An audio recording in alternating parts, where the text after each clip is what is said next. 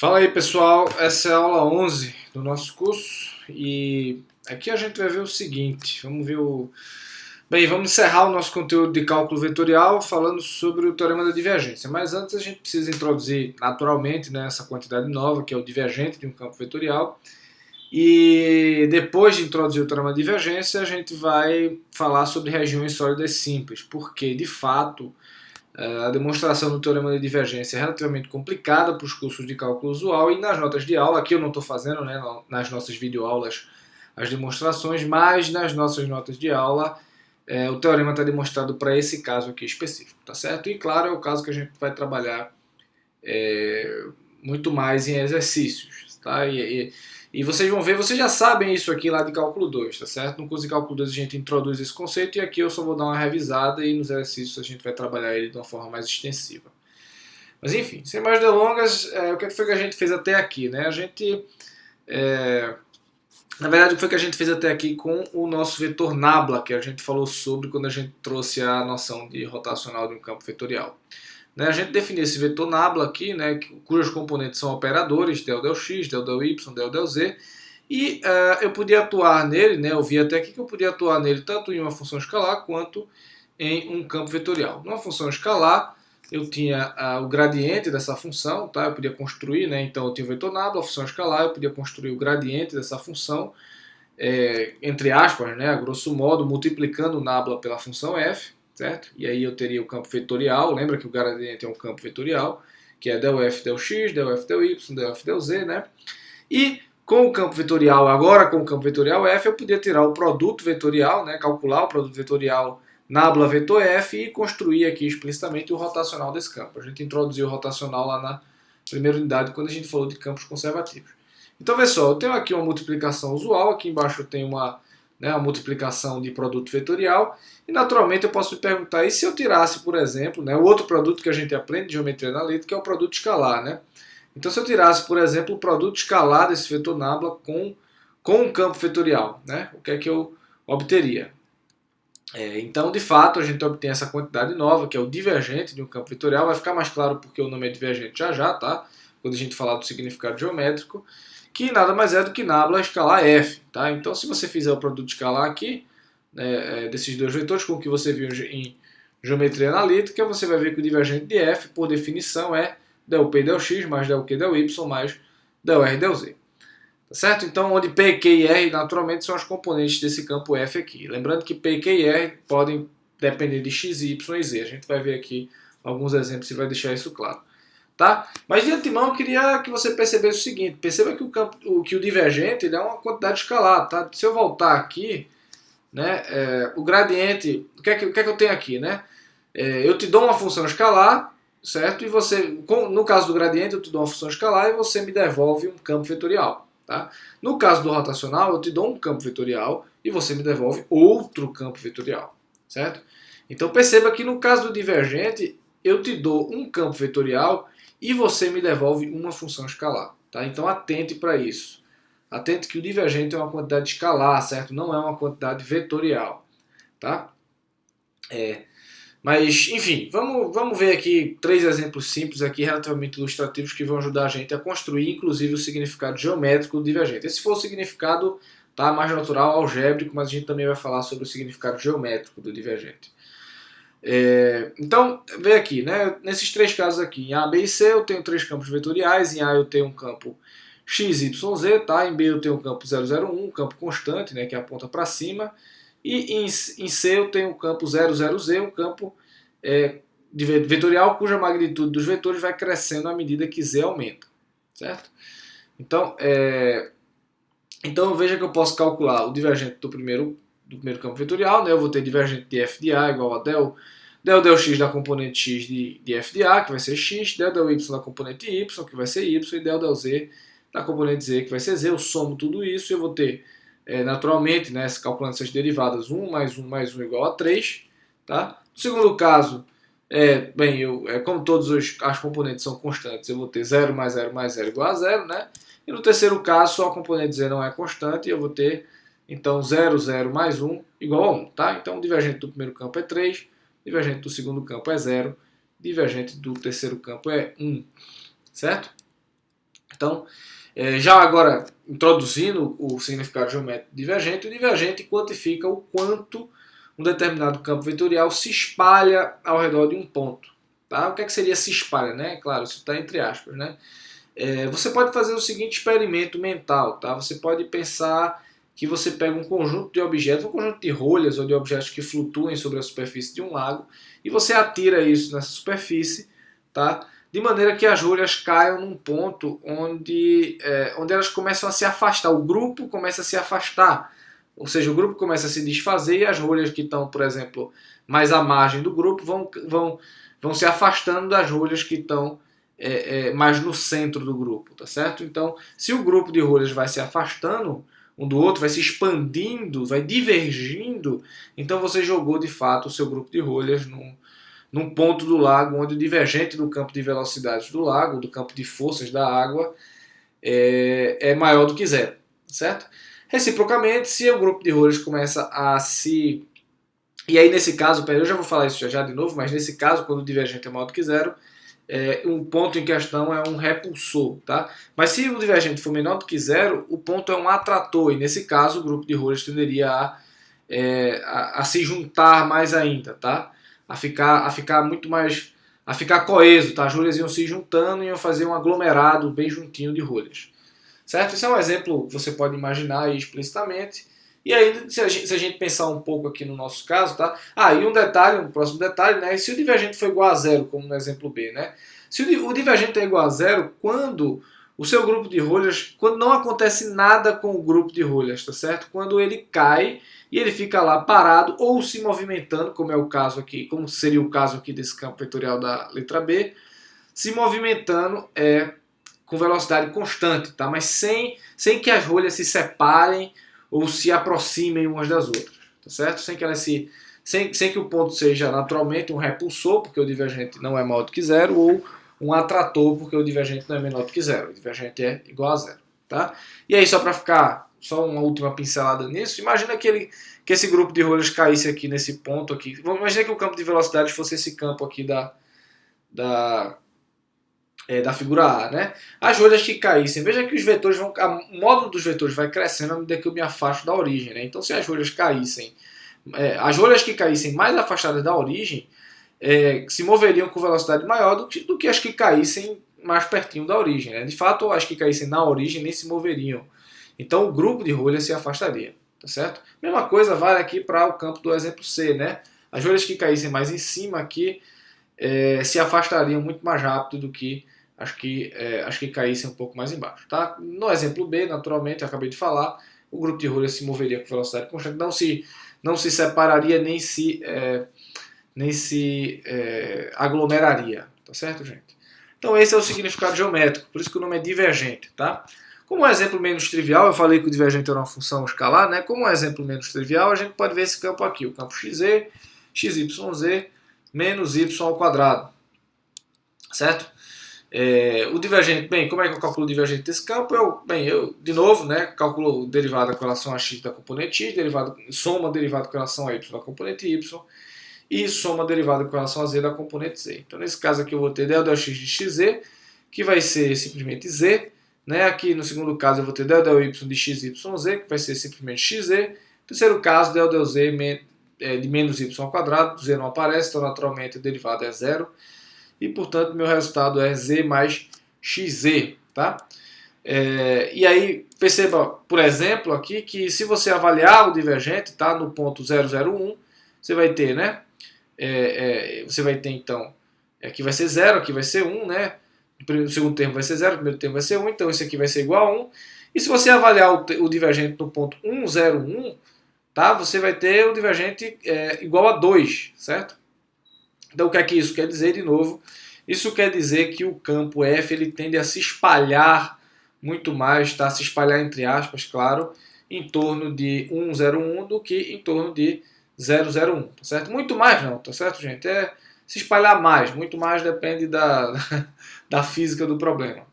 Mas é isso, tá?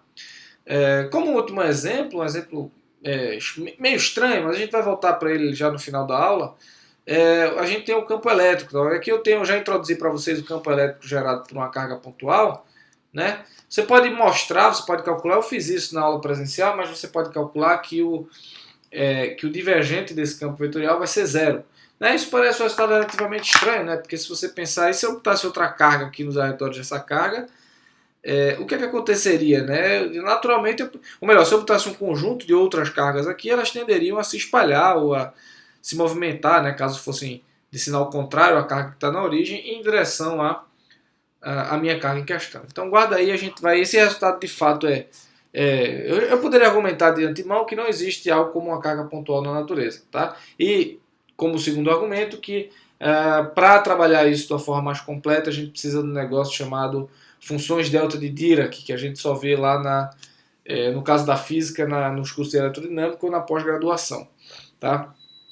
Mas de antemão esse resultado aqui, mesmo parecendo estranho, ele é consistente e a gente vai ver no final da aula, a gente vai provar que ele é necessário para que algo chamado lei de Gauss, tá? Na verdade a gente já falou um pouco sobre a lei de Gauss, não foi? Nas aulas anteriores, e eu vou usar o que a gente falou lá, mas a gente vai provar que a lei de Gauss de fato depende desse resultado aqui, que o divergente da carga pontual é zero, certo, gente? Mas então de novo a gente vai voltar a esse resultado mais adiante. Como último exemplo físico, a gente tem a equação da continuidade, tá? O que seria isso, né? Imagina que eu tenho um fluido aqui, um determinado fluido que tem uma densidade de massa ρ e um campo de velocidade Vzão. Então, eu tenho aqui ρ é ρ de xyz, né? Vzão também, a função de xyz, um campo vetorial. E a gente viu lá quando a gente falou pelo menos nas notas de aula, quando a gente falou do fluxo de um campo vetorial, a gente podia construir esse vetor densidade de corrente, tá? Que nada mais é do que a densidade de fluido, ρ, multiplicado pelo campo vetorial V, certo? Ou melhor, perdão, o campo vetorial V multiplicado, né, pela densidade de fluido ρ. Faz diferença, certo? Então, o nome desse vetor é densidade de corrente. Se você achar esse vetor meio estranho, ele faz sentido, tá certo? A definição dele faz sentido para estudar fluidodinâmica, mas você pode ver uma abordagem mais completa lá no curso do Moisés, no Sensweig, no livro do Moisés no Sensweig, eu acho que ele comenta isso de forma bem detalhada, acho que o volume 2. Mas enfim, para os nossos propósitos isso não é tão importante, tá certo? O importante em falar desse vetor densidade de corrente, veja que fisicamente ele faz sentido por quê? Porque ele se move na direção do campo de velocidade dos fluidos e a magnitude dele é tão maior quanto maior for a densidade de fluido em torno do ponto XYZ. Tá? Então veja que fisicamente ele faz sentido. Mas usando ele a gente pode provar a conhecida equação da continuidade, tá? que diz que o divergente desse vetor densidade de corrente nada mais é do que menos a variação no tempo, tá, da densidade de fluido ao redor do ponto XYZ. Então é divergente de J igual a menos del ρ del T, certo? E essa equação é uma das equações mais importantes da física, tá? Eu estou falando dela para o caso do fluido, mas ela também está lá na eletrodinâmica, tá? A gente estuda isso nos cursos de eletrodinâmica, inclusive no curso de Física 3, eu acho, da área 2. Mas, enfim, ela faz sentido físico por quê? Né? Preste atenção. Porque perceba o seguinte, né, que a gente, dado o significado geométrico divergente, se a variação da densidade de carga no tempo, né, ao redor do ponto XYZ for menor do que zero, né? Então lembra, quando eu falo derivado, eu estou falando dos arredores de um determinado ponto. Se ao redor do ponto XYZ, né, ou se no ponto, se você preferir, XYZ, a derivada com relação ao tempo dessa densidade de carga é menor do que zero, eu concluo naturalmente que mais fluido sai desse ponto, né? Ou seja, porque como isso é menor do que zero, o divergente de J vai ser uma quantidade maior do que zero e o ponto é um repulsor, então mais fluido estará saindo desse ponto, tá? E esse ponto a gente pode chamar de fonte, naturalmente. E, bem, a outra situação é quando essa variação da densidade de carga no tempo é maior do que zero, que quer dizer que mais fluido entra nesse ponto, tá? Então, veja aqui, ó, olhe para a figura, né, eu tenho o ponto XYZ, então veja como é natural, né, o significado físico aqui, usando esse conceito de que o divergente nada mais é do que o quantificador de quanto o campo se espalha ao redor de um determinado ponto. Tá certo? Então, isso aqui é um exemplo bem legal da física. Seguindo, tá? Então a gente acaba aqui essa primeira bateria de exemplos, mas seguindo, a gente pode provar também, isso aqui está numa seção opcional da nota de aula, eu só vou mencionar aqui para vocês que o divergente do rotacional de um determinado campo vetorial é sempre nulo, tá? Isso aqui é bem importante lá na eletrodinâmica também, mas aqui a gente só vai ver de passagem, tá? Se os componentes de F têm derivadas parciais de segunda ordem contínua, é uma suposição que a gente sempre faz, né? Em cálculo, tudo é contínuo, bonitinho. Enfim, então o divergente da rotacional de F é nulo, tá? Então seja qual for o campo F,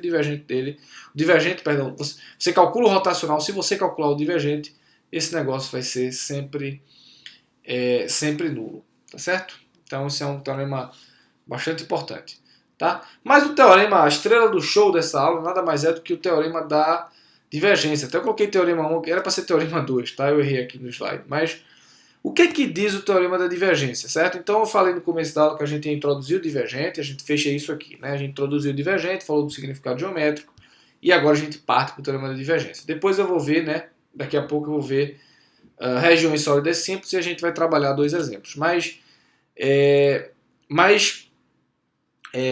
O que diz o teorema da divergência, né? Vamos lá. Considere um campo vetorial Fzão, né, em uma superfície fechada ΔV que delimita uma determinada região sólida V, né? Vamos orientar a ΔV positivamente. Vamos fixar a orientação positiva para essa superfície fechada que engloba essa região sólida V, tá? Então, o que é que diz o teorema da divergência? Então, veja só, vamos olhar aqui para a figura. Eu tenho a região sólida V, tenho a sua fronteira, que é ΔV, e eu oriento ela positivamente. O que é que quer dizer orientar positivamente? Pelo que a gente viu nas aulas anteriores, quer dizer que eu escolho o campo normal que aponta sempre para fora da região V. Tá? Eu posso escolher tanto o campo normal que aponta para fora, quanto o que aponta para dentro. Orientar positivamente é escolher o campo normal que aponta para fora dessa região. Tá? Então, isso vai depender, claro, da parametrização que eu escolher para a superfície. Né? Mas então, o que é que diz o teorema da divergência? Ele diz o seguinte, que o fluxo de um campo F, vou ler ele ao contrário do que está aqui, que o fluxo de F através de ds, tá? Através de ΔV, através dessa superfície fronteira, vai ser igual a integral de volume, tá? Que a gente viu lá em cálculo 2, do divergente de F sobre a região sólida V, certo? Então, é basicamente isso. Tá? Veja que esse teorema, volta aqui. Veja que esse teorema ele parece. O que foi que a gente viu até aqui? A gente viu uma espécie de.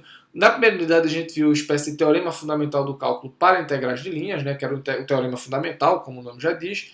E depois a gente viu, né, com o teorema de Green e o teorema de Stokes, duas versões. A gente viu que o teorema de Green é uma versão, um caso específico do teorema de Stokes, uma versão do teorema fundamental do cálculo para essa quantidade nova, essa derivada nova que era o rotacional de um campo vetorial, certo?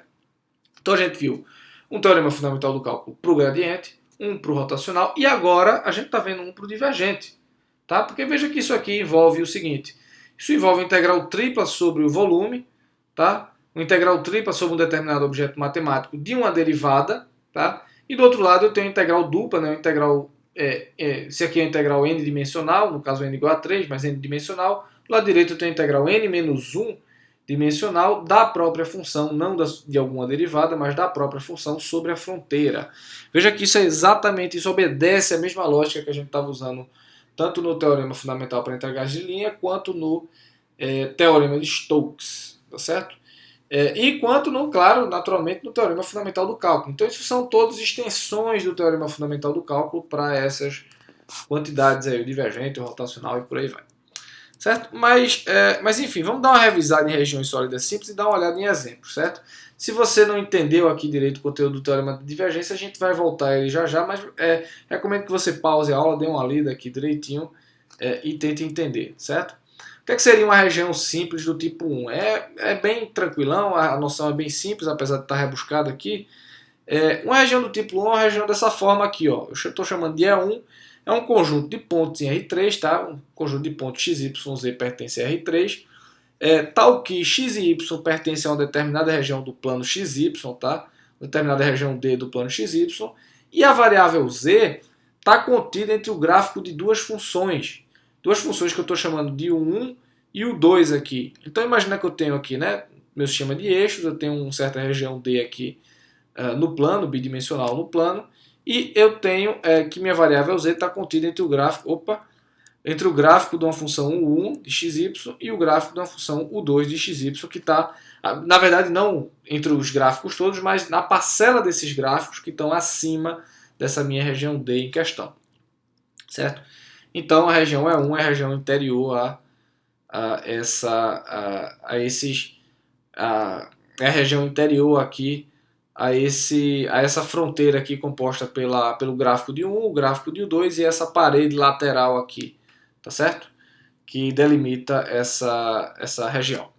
Então, da mesma forma, a região é uma região simples do tipo 2, e aí lembrando, perdão, lá em cálculo, não, deixa eu lembrar isso já, mas da mesma forma, eu tenho que a região é uma região simples do tipo 2, é simplesmente uma região contida, né, onde, entre os gráficos, perdão, uma região onde a variável x, não mais a variável z, está contida entre os gráficos de duas funções de y e z. Então eu tenho aqui no plano, né, eu tenho a região D, que está contida aqui no plano YZ, certo? E a variável x está contida entre os gráficos de duas funções, o 1 e o 2, onde o 1 e o 2 são funções de YZ. A mesma coisa, só que rotacionado, tá certo? A mesma coisa do tipo 1, mas só que rotacionado. E, naturalmente, a região do tipo 3 é a mesma coisa, só que agora com o plano XZ, tá? E a variável y que está contida entre o gráfico de duas funções. Acho que ficou relativamente claro aqui com as figuras, tá? Então, eu queria fazer um lembrete. O seguinte, lá em cálculo 2 a gente vê que para resolver integrais triplas, às vezes é mais fácil, dependendo da sua integral, tá? Isso requer uma certa capoeiragem da sua parte, mas dependendo da integral é mais fácil resolvê-la expressando uma determinada região como sendo do tipo 1, ou do tipo 2 ou do tipo 3. Tá? Em princípio, qualquer região pode ser expressa como uma região de qualquer tipo, 1, 2 ou 3, mas a melhor escolha vai depender do trabalho que eu quero realizar, da integral que eu quero resolver. Tá certo, gente? Mas enfim, sem mais delongas, né, parece muita informação, então vamos tentar aplicar aqui o teorema da divergência, certo? Então, vamos lá. Imagina que eu tenho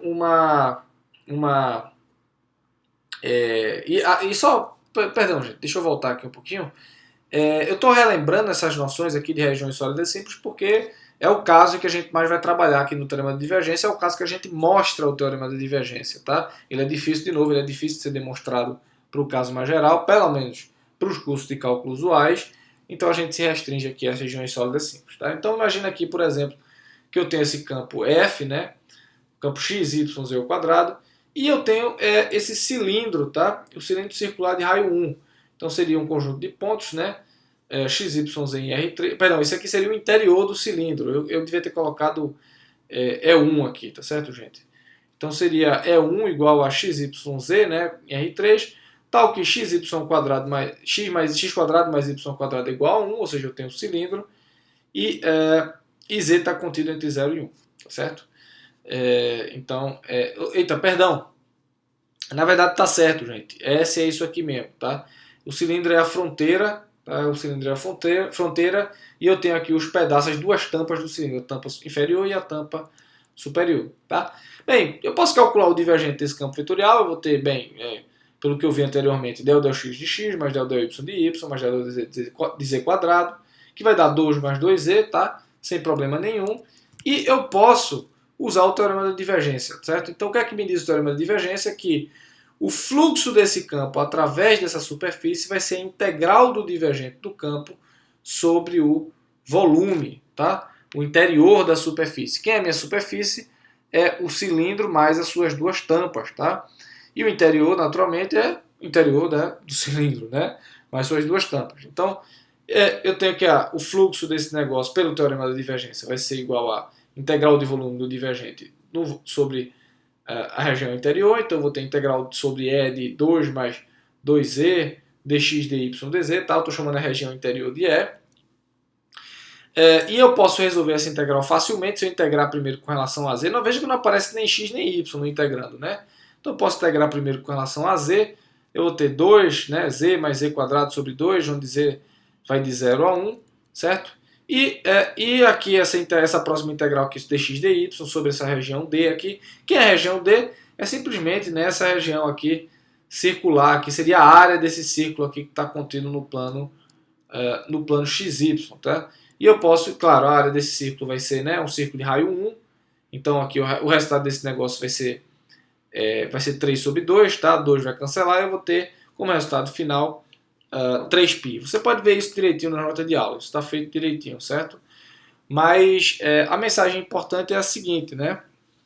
É que o teorema, se eu fosse calcular, perceba o seguinte, se eu fosse calcular esse fluxo na marra, eu teria que calcular primeiro o fluxo sobre a tampa de baixo, depois o fluxo sobre a tampa de cima e o fluxo através do cilindro, tá?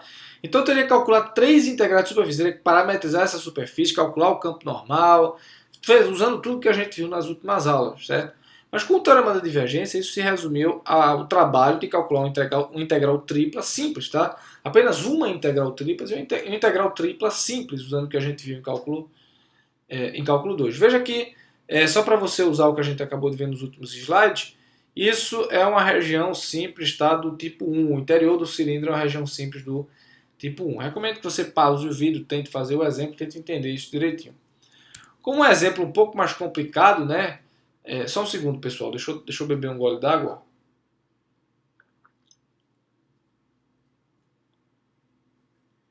Mas, naturalmente aqui, como um exemplo mais complicado, eu teria aqui esse campo vetorial que f igual a xy, y ao quadrado mais exponencial de x ao quadrado, tá? Sendo de xy. E eu teria essa região aqui,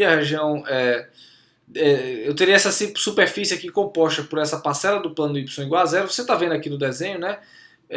Essa parcela aqui do plano y mais e igual a 2 e a próxima parcela aqui dessa cela aqui, né? Dessa cela invertida, z igual a 1 menos x quadrado. Certo? E essa parte de baixo aqui, z igual a zero. Tá certo, gente? Então...